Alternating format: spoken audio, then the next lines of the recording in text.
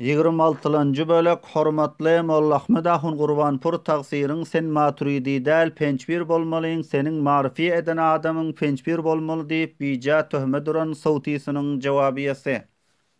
Muftijan, muarrif muhatabyň ýanynda magbuliýeti bar bolsa, muarrifiň sözü tutular. Ýogsa abes gep bolar, sen abes sözläpsiň.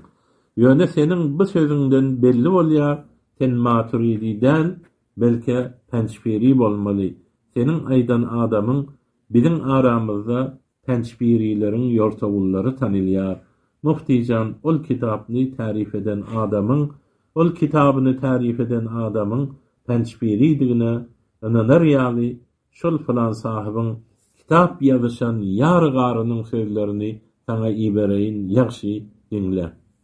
Hamidan we musalliyan hormatly ahundata Molla Ahmed Ahun Gurbanpur tagsir. İmam Zehbi rahimehullah'nın El-Kebair adlı kitabını mutala edip ve okap görmedinmi? Ve rukiye şer'iye ve gayra masruf bolup mutala ederge vaktin bolmadı mı? Eger İmam Zehbi rahimehullah'nın El-Kebair adlı kitabını okap gören bolsan böyle töhmet ve yalan sözlerden el çekertin. İmam Zehbi rahimehullah 30-njy günah-ı kebira yalan aýtmakny zikredip durur. El-Kebair 192-nji sapha. Ahundada näme diýip asabany bolup yalan sözläp dursun ki sen Maturidi däl pençbirsen diýip. Qaýda fiqhi bar ki el-beyyinatu alal mudda'iyye. Mudda'iga beyyina we şahit gerekdir. Bolmasa bu sözüň açyk buhtandyr. Eger şol aýtýan gepiňde sadyk bolsaň, men pençbir bolsam delil tap. Mana şol delil jähetli pençbir bolýarsyň diýip aýt. Bolmasa Hudadan gork böyle töhmet we yalan sözler aýtmakdan. Ma yelfizu min qawlin illa ladayhi raqibun atid. Şol ayeti kerimega pikir edip gör. Bir gün zubanyňdan çykaran sözleriňden jogap bermeli bolarsyň Hak Taalanyň alynda. Men elhamdülillah vel minna usulda Maturidi, Furu'da Hanefi, meslekde düýbendimen. Sen bolsa Hudadan gorkmasaň näme diýip aýsaň aýdyber. Wahhabidi, Mu'taziladi, Pençfirdi agdyňa bir zat gelse aýama. Türkmenleriň nakly bar ki ilagdy alagap däldir, agdyny bogup goýulsa. Ýöne ahundada sen tabahal pençbirleriň efkar we akaýtlaryndan hem habaryň ýok eken. Bolmasa böyle töhmet urmarsyňdy. Pençbirler tawassulga münkirdurlar. Bizler tawassulga münkir däldirs, belki tawassul wesilega durust diýip aqide etýäris. Hemçinan Mevlana Halil Ahmed Saharanpuri rahimehullah El-Muhannad alal Mupannadin 35-nji saffasynda tahrir edipdir. Indana ve inde meşayikhina yejuzu tawassulu fi da'awati bil enbiya'i was salihin min al-awliya'i waş şuhada'i was siddiqina في حياتهم وبعد وفاتهم بأن يقول في دعائه اللهم إني أتوسل إليك بفلان أن تجيب دعوتي وتقضي حاجتي. El-Muhannad alal Mupannad 35-nji sapga. Bizleriň nezdimizde we meşayihlarynyň nezdinde durust bolýar tawassul wesile dualarda peýgamberler bilen we ýagşylar bilen, awliyalardan we şehitlerden we rasullardan, şol enbiya we awliyalaryň diriliginde wefat eden soň şol tariqa bilen ki aýdar duasynda ey Allah men falan buzurgyň wesilesi bilen senden dua we hajatymyň kabuliýetini dilýärm diýip. Ikinji pençbirler sima-i mevtaga münkürdürler. Bizler öyle eşitmiyor diýip kabul edemiz ýok, belki öyle eşitýär diýip kabul etýäris we aqida hem etýäris.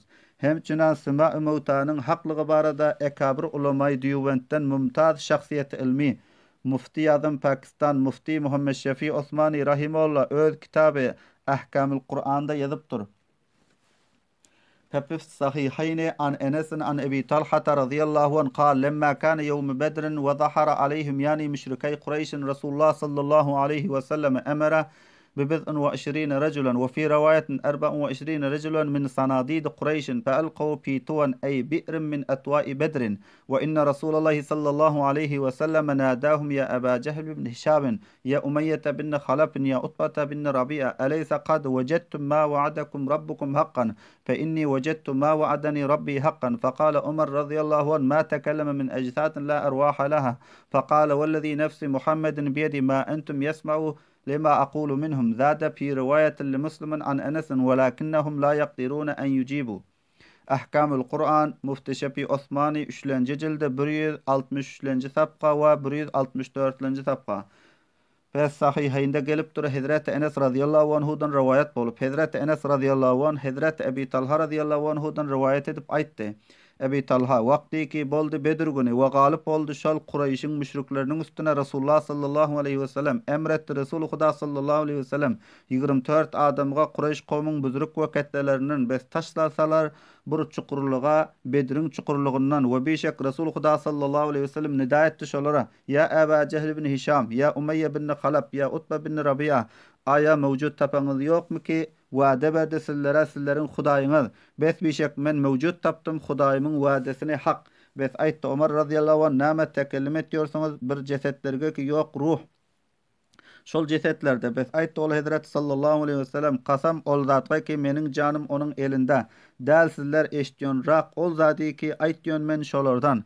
Ýani olar sizlerden ökde eşitýär." İmam Müslim'iň riwayatynda Hazrat Enes radiyallahu anhudan riwayat bolup gelipdir. "Walakin olar qadir däldurlar jogap bermeklige." We ýene mufti Muhammed Şefi Osmani rahimahullah ölüýiniň eşitýänligine qawl edip qawlu bil qabul diýip hem aýdypdyr. قال العبد الضعيف والذي ذكره في الروح من توائف أهل العلم وذكر ابن عبد البر أن الأكثرين على ذلك يعني سماعهم في الجملة هو الحق الحقيق بالقبول وإليه يرشد صيغة القرآن وشأن النزول وبه تتوافق الروايات من الصحابة والرسول صلى الله عليه وسلم وهو مختار مشايخنا دامت بركاتهم. أحكام القرآن 3-nji jildi 165-nji we 166-njy sapga. Aýtdy bendey zaýyp ýani Mufti Şefi Osmani rahimahullah we ol zady ki zikretdi ony Kitab-ı Ruhda ähli ilmiň taýpalarynyň we zikretdi Ibn Abdülber beşek köpürek ähli ilmler şoňa ýani ölüýiniň eşitýänligine pil jümle şol hakdyr, laýykdyr kabulga we şoňa irşad etdi. Qur'anyň sigasy we şan nuzul we şoňa muwafiq boldy riwayatlar sahaba we Rasul sallallahu aleyhi ve sellemden we şol kawl bizleriň meşaýyhlarymyzyň ihtiýar eden kawludyr.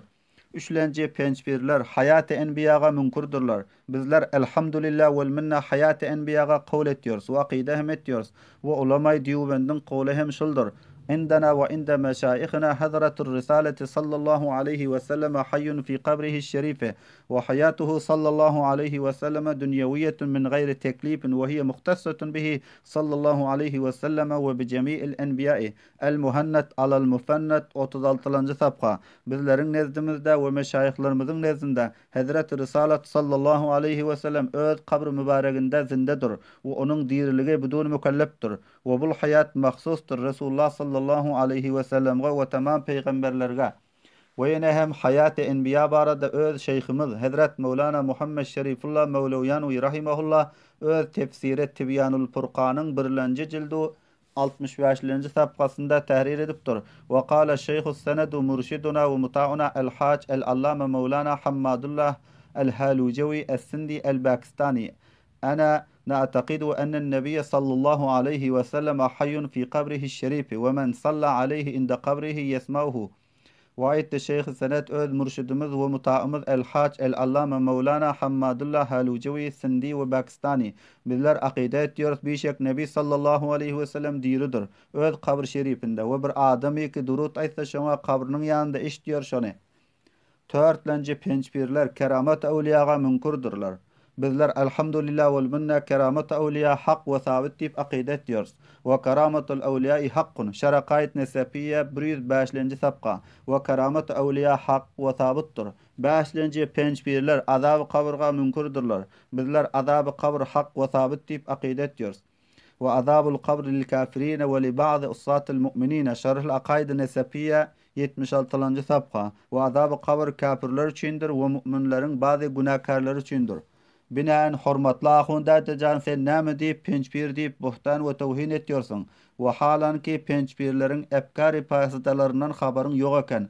Fakat bi sawat ami ýawrlarym we hamilerim hoş bolsun diýip beýle puju bi asasu bi deraku bi mana we la ýani we qawl abatil gurup dursun. Hudadan gork beýle töhmet we tahqir etmekden.